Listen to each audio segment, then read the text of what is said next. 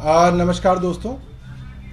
आज 21 मार्च है और मुझे लगता है कि तमाम दिल्ली वासी ये बात जानते हैं कि आज मंगलवार 21 मार्च को दिल्ली का बजट दिल्ली के वित्त मंत्री दिल्ली की विधानसभा में रखेंगे। हर वर्ष जो बजट का दिन होता है, बजट की चर्चा होती है, वो इसी मार्च के महीने में पार्लियामेंट में और अलग अलग राज्यों की विधानसभाओं में होती है। और मैं ये कहूँ तो गलत नहीं होगा कि बजट जो है एक प्रजातंत्र का पर्व है, पर्व की तरह मनाया जाता है, पर्व की तरह चर्चा होती है और कह सकते हैं कि बहुत ही पवित्र इंस्टीट्यूशन है और बहुत पवित्र जो है ये इसकी कार्रवाई होती है, सैक्रोसैंक्ट है अगर अंग्रेजी में कहूँ। और मुझे याद नहीं पड़ता, हो सकता है आप पत्रकारों को अगर याद पड़े तो आप बताइएगा कि हिंदुस्तान के 75 साल के प्रजातांत्रिक इतिहास में या शायद पूरी दुनिया के इतिहास में ऐसा कभी हुआ हो कि किसी राज्य सरकार का बजट निर्धारित दिन पे आना हो, वित्त मंत्री तैयार हो, राज्य सरकार तैयार हो, बजट बन के तैयार हो और उस देश की केंद्र सरकार उस राज्य के बजट को रोक दे। ये तो इतनी शर्मनाक बात है कि हमारे लिए पूरी दुनिया में हम अपने इस प्रजातंत्र का मजाक उड़वा रहे हैं। हम G20 में अलग अलग देशों के लोगों को यहां बुला रहे हैं। लोग कई महीनों से यहां पे आ रहे हैं।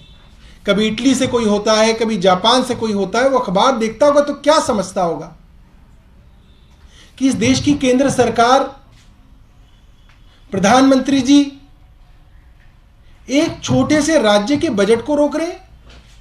तो बहुत शर्म की बात है। एक लोकनायक जयप्रकाश हॉस्पिटल के अंदर स्ट्रेचर खींचने वाला एक वार्ड बॉय सोच रहा होगा कि इस देश की केंद्र सरकार मेरी तनख्वाह रोक रही है। आपके घर के बाहर झाड़ू लगाने वाला या झाड़ू लगाने वाली वो सफाई कर्मचारी सोच रही होगी कि पता नहीं अब तनख्वाह मिलेगी नहीं मिलेगी। केंद्र सरकार ने दिल्ली का बजट रोक दिया। एक स्कूल में पढ़ाने वाला अध्यापक, एक गेस्ट टीचर, वो क्या सोचेंगे इस देश के बारे में और क्या सोचेंगे इस पूरी की पूरी केंद्र की व्यवस्था के बारे में कि इन्होंने उनकी तनख्वाहें रोक दी। क्या कारण है? अजीब सी बात बताते हैं। खबरें प्लांट करते हैं। अरे आइए ना, स्टेटमेंट दीजिए ना। क्यों नहीं देश के प्रधानमंत्री स्टेटमेंट दे देते? खबरें प्लांट क्यों की जाती हैं? गुमराह करने के लिए।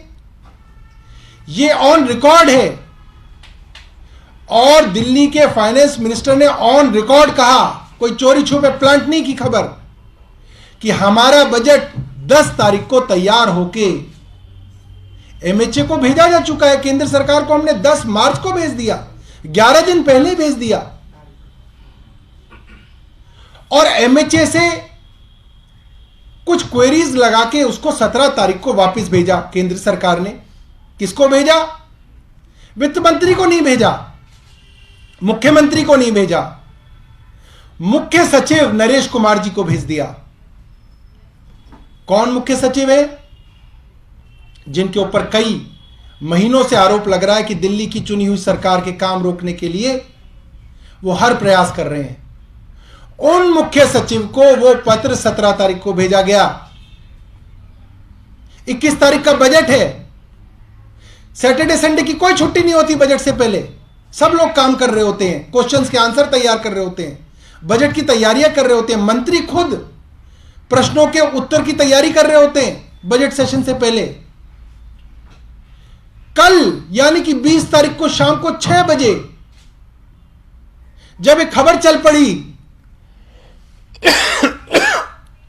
कि दिल्ली का बजट अब तक केंद्र सरकार ने रोक दिया है, तब मुख्य सचिव 6 बजे जो है वित्त मंत्री को कहते हैं कि केंद्र सरकार की तरफ से रुकावटें आ गई हैं।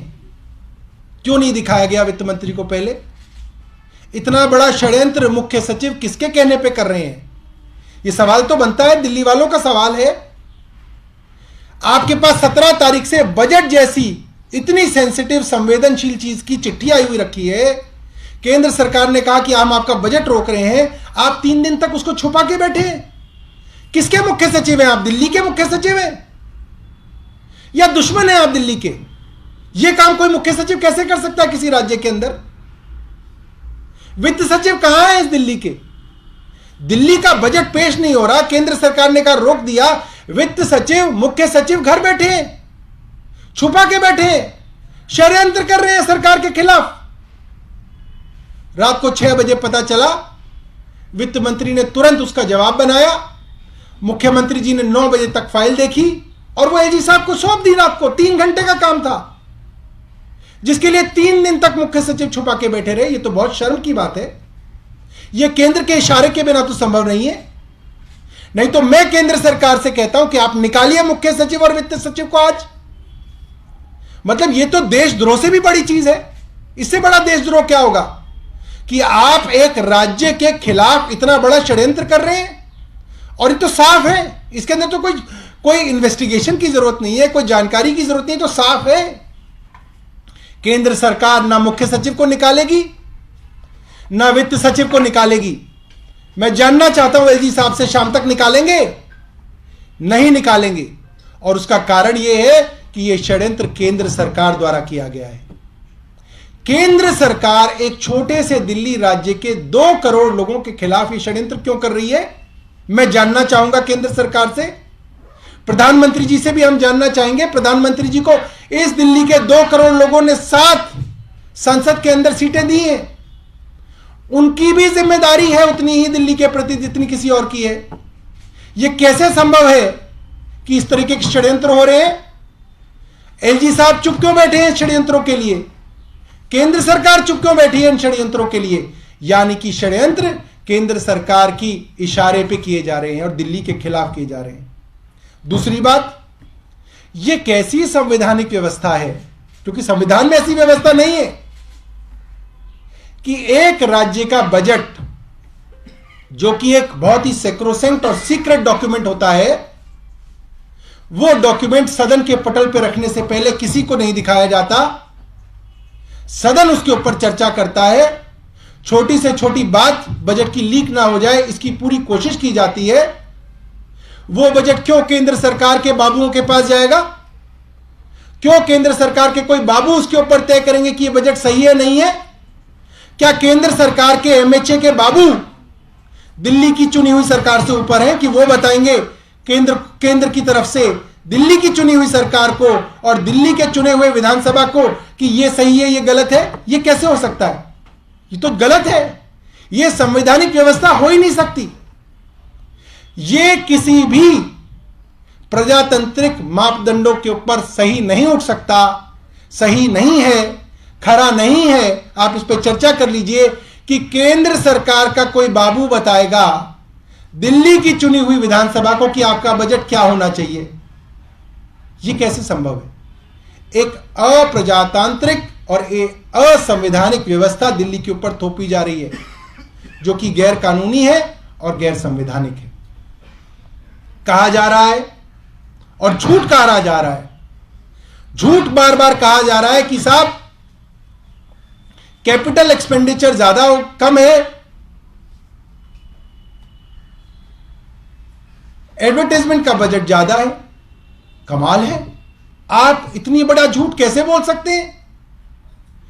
20,000 करोड़ से ज्यादा का कैपिटल एक्सपेंडिचर है दिल्ली के बजट में, और जो एडवर्टाइजमेंट का बजट है वो पिछले साल भी उतना ही था जो इतना इतने साल है, करीब 500 करोड़ रुपए है। मैं जानना चाहूंगा भारतीय जनता पार्टी को, और मैं चैलेंज करना चाहूंगा उनको, आइए मैदान में, पूरी दिल्ली घूम के देख लीजिए आप, दिल्ली के अखबार निकाल के देख लीजिए आप। पूरी दिल्ली में भारतीय जनता पार्टी के उत्तर प्रदेश के मुख्यमंत्री योगी जी, हरियाणा के मुख्यमंत्री खट्टर जी, कभी उत्तराखंड के मुख्यमंत्री धामी जी, कभी मध्य प्रदेश के भाजपा के मुख्यमंत्री शिवराज सिंह चौहान जी, इनके होर्डिंग लगे हुए हैं पूरी दिल्ली में, हर बस स्टैंड पे इनके होर्डिंग लगे हुए हैं। और गुड़गांव के अंदर आप चले जाइए तो एक खंबा नहीं मिलेगा आपको, मेट्रो का एक खंबा जिसके ऊपर प्रधानमंत्री और खट्टर जी के होर्डिंग ना लगे हो। आप जाके देख लीजिए, आप जिधर नजर घुमाएंगे वहां पे भारतीय जनता पार्टी के मुख्यमंत्री और प्रधानमंत्री दोनों की तस्वीरें नजर आएंगी। आपको वो नजर नहीं आती, वो एडवर्टाइजमेंट। दिल्ली के अंदर क्या हक है उनको एडवर्टाइजमेंट देने का? वो तो यूपी और मध्य प्रदेश से भी दिल्ली में एडवर्टाइजमेंट करेंगे। और दिल्ली की सरकार एडवर्टाइजमेंट करे तो केंद्र सरकार का कोई बाबू बताएगा हमें कि हमको क्या हक है क्या हक नहीं है। ये गलत है और ये झूठ है और ये बहुत शर्म की बात है कि केंद्र सरकार ऐसे झूठ जो है प्लांट कर रही है। ये नहीं करना चाहिए, ये बहुत शर्मनाक है। Sir, has the budget been sent now to the MHA by the Chief Minister? I have no knowledge about it. What I know is that yesterday night at around 9 p.m. it was sent by the Honorable CM to the Honorable LG. Saurabh, there has been talks of the CM inviting Chief Ministers of non-Congress ruled states. I have no idea about it. Saurabh, ये भी कहा जा रहा है कि केजरीवाल सरकार ने पिछले 2 साल में जो प्रचार की जो राशि है उसको 2 गुना की है। अभी तक तो कह रहे थे कि वो 1 साल में किया। मैं आपको ये बता रहा हूं, पिछले साल जितना था वो भी तो बजट केंद्र ने ही अप्रूव किया, वो बजट भी तो एलजी ने अप्रूव किया। इस साल भी उतना ही है। जो बार बार कहा जा रहा था कि बढ़ गया, कहां बढ़ गया? झूठ बोला जा रहा है। और कमाल की बात है कि एलजी दफ्तर से झूठ बोला जाता है और उसकी कोई जवाबदेही नहीं है। झूठ बोल देते हैं और फिर हंसने लगते हैं कि ठीक है कोई बात नहीं। सौरभ, ये जो आप कह रहे हैं कि फाइल भेजी गई कल रात को 9 बजे, तो अब ये माना जाए कि दिल्ली सरकार की तरफ से कोई और औपचारिकता नहीं करनी है, फाइल भेज दी गई है एलजी को। दिल्ली सरकार की तरफ से 10 तारीख को सारी औपचारिकता पूरी हो चुकी थी। 10 तारीख को, उसके बाद कुछ नहीं बचा था। ये सारा का सारा जो षड्यंत्र है ये केंद्र सरकार रच रही है और षड्यंत्रों की कोई सीमा कोई ना है। वो फिर कोई नया षड्यंत्र रच सकते हैं। कल रात को 9 बजे मुख्यमंत्री जी ने भेज दिया है। लोग ये जरूर जानना चाहेंगे कि इसमें केंद्र सरकार का वो नहीं दिख रहा है, क्योंकि सीएस पे भी अगर आप आरोप लगा रहे हैं तो वो तो दिल्ली सरकार के ही सीएस हैं, प्रिंसिपल सेक्रेटरी फाइनेंस भी दिल्ली सरकार के ही हैं। यानी कि अगर कहीं गड़बड़ी हुई है तो दिल्ली सरकार में ही अंदर में गड़बड़ी हुई है। तो दिल्ली सरकार के मुख्य सचिव हों या वित्त सचिव हों, ये सब केंद्र सरकार द्वारा लगाए जाते हैं, केंद्र सरकार द्वारा हटाए जाते हैं। केंद्र सरकार ही इनके ऊपर कार्रवाई कर सकती है। केंद्र सरकार ही इनको जो है यहां से हटा के अंडमान निकोबार भेज सकती है। ये दिल्ली सरकार के हाथ में नहीं है। ये सारे अफसर, कौन अफसर क्या काम करेगा, अच्छा करेगा बुरा करेगा, सब केंद्र सरकार और एलजी जो है इसको देखते हैं। इसीलिए केंद्र सरकार के इशारे पे पूरा का पूरा काम होता है। इसीलिए सुप्रीम कोर्ट के अंदर जो सर्विसेज का मैटर है वो लंबित है, क्योंकि सुप्रीम कोर्ट के अंदर दिल्ली की चुनी हुई सरकार गई है कि साहब आप ये बताइए कि अगर अफसर लगाया केंद्र सरकार द्वारा जाएगा, हटाया केंद्र सरकार द्वारा जाएगा, ट्रांसफर उसका केंद्र सरकार करेगी, तो वो वही करेगा जो केंद्र सरकार कहेगी। अगर आज कोई अफसर केंद्र सरकार की बात नहीं मानेगा तो उसको हटा के गोवा भेज देंगे, उसको हटा के अंडमान निकोबार भेज देंगे, उसको बंगाल की खाड़ी में भी भेज सकते हैं वो लोग। हम तो नहीं कर सकते ये। इसीलिए सारा का सारा मामला सुप्रीम कोर्ट में ये है कि इन अफसरों की ट्रांसफर, पोस्टिंग और इनको जो काम, कौन काम क्या करेगा, और अगर कोई काम गलत काम करता है तो उसके ऊपर कार्रवाई, इसका अधिकार दिल्ली की चुनी हुई सरकार को होना चाहिए। और मुझे लगता है कि आज का ये जो उदाहरण है, ये मुझे लगता है सबसे बड़ा उदाहरण है सुप्रीम कोर्ट के लिए भी कि किस तरीके से दिल्ली सरकार के अफसर केंद्र और एलजी साहब के कहने पर दिल्ली के खिलाफ काम कर रहे हैं। एक सवाल ये जरूर उठ रहा है कि कल जिस तरह से आप लोग जवाब दे रहे थे और सामने से सोर्सेज से बजट को लेके जवाब आ रहा था, आपने कहा बजट की डिटेल सैक्रोसेंट है, तो ब्रीच ऑफ प्रिविलेज नहीं हुआ, ये आपको नहीं लगता है? डेटा जिस तरह से दोनों साइड से शेयर किया गया है। देखिए, झूठ की जो कैरेक्टरिस्टिक है वो ये है कि जब आमने सामने की लड़ाई हो, दूसरा आदमी सोर्सेज के पीछे छिपा हो, तो वो आदमी झूठ बोल रहा है। केंद्र सरकार और एलजी के दफ्तर से सारी खबरें सोर्सेज के हवाले से क्यों आ रही हैं? सोर्सेज का क्या मतलब है? मतलब यह है कि उसकी जवाबदेही कोई नहीं है, आप झूठ बोल दो और सोर्स पे डाल दो। दिल्ली सरकार की तरफ से वित्त मंत्री ट्वीट कर रहे हैं अपनी स्टेटमेंट, खुद अपने हैंडल से। मुख्यमंत्री अपने हैंडल से ट्वीट करके कह रहे हैं कि यह सच्चाई है। एलजी साहब अपने हैंडल से कुछ नहीं कह रहे, ना केंद्र सरकार की तरफ से कुछ कहा जा रहा। सोर्स के नाम से झूठ जो है फैलाया जा रहा है, प्रोपेगेंडा किया जा रहा है। ये एलजी साहब के दफ्तर को शोभा नहीं देता और ये ब्रीच ऑफ प्रिविलेज है। एलजी साहब के दफ्तर से ब्रीच ऑफ प्रिविलेज हो रहा है और लगातार हो रहा है। सौरभ, ये जो कल जवाब भेजा गया है, क्या इसमें आपने कोई बदलाव किया है या फिर आप लोग अपनी बात पे अड़े हुए हैं कि जो हमने प्रस्ताव तैयार किया था वही सही? वही तो बात है। ये प्रस्ताव क्या आया क्या गया, ये सीक्रेट है, ये सैक्रोसेंट है, ये बहुत पवित्र है। इसको यहां पे डिस्कस नहीं किया जा सकता।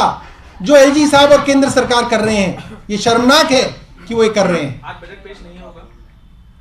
देखिए, आज असेंबली के एजेंडे में बजट लगा हुआ है। वो जो है बिजनेस एडवाइजरी कमेटी उसको डिसाइड करती है। वो जो एजेंडा लगा हुआ है वो बदला नहीं जा सकता, वो एजेंडा तो लगेगा।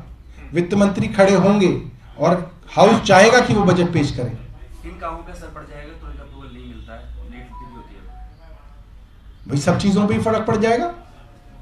ना अस्पतालों के अंदर डॉक्टरों के पास तनख्वाह होगी, ना दवाइयों के लिए जो कॉन्ट्रैक्ट में जो दवाइयां मिलती हैं, जो टेंडर होते हैं उनको दवाइयों के पैसे दिए जाएंगे। जो मुफ्त के अंदर टेस्ट जो है प्राइवेट लैब में किए जाते हैं उसका पैसा रुक जाएगा। महिलाओं को जो मुफ्त यात्रा मिलती है बस के अंदर वो रुक जाएगा।